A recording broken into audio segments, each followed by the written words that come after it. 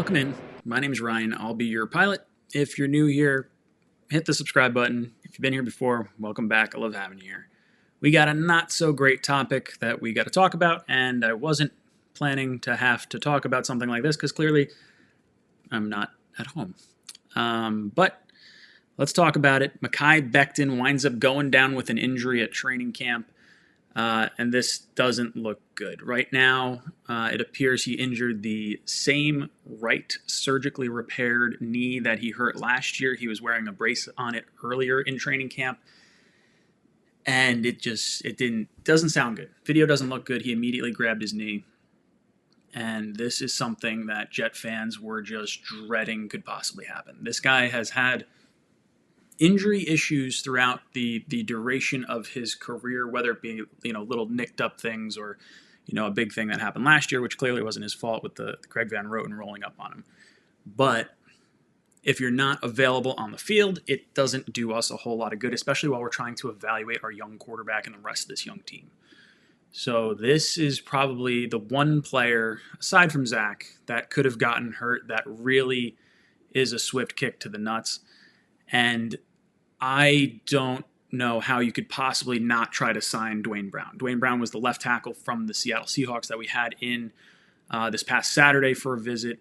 I would really like us to extend an offer to him. I would have liked that before this injury. Now that he sees Becton go down, McDermott gets hurt in the green and white scrimmage, I would say his asking price is slowly starting to creep up. So if I'm Joe Douglas, I'm looking at the 5-time Pro Bowler, and I'm saying, hey, left tackle, right tackle, I don't care. You're coming in here. Fant, you've played right tackle before. You can play right or left tackle. At least we have an option to go through training camp. And we don't know how serious this injury is to Mekhi Becton right now. At this point in time, Robert Salas seems to think he doesn't believe it's that bad. They're going to wait on the MRI, so I don't want to speculate too hard. But regardless of how bad the injury is, I'm still bringing in Dwayne Brown.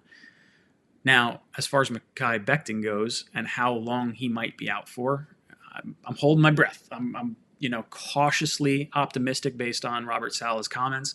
But man, I would be lying if I said I'm not concerned because it doesn't seem like this guy can last a whole NFL season without having some type of injury. And it's not necessarily him being so injury prone as much as it is the massive size of him and how long it would take him to recover from, even a small injury. We saw last year it was supposed to be a 4 to 6 week injury or something like that. Wound up keeping him out the entire season to the point where we weren't even sure if he was going to get off the PUP list coming into training camp.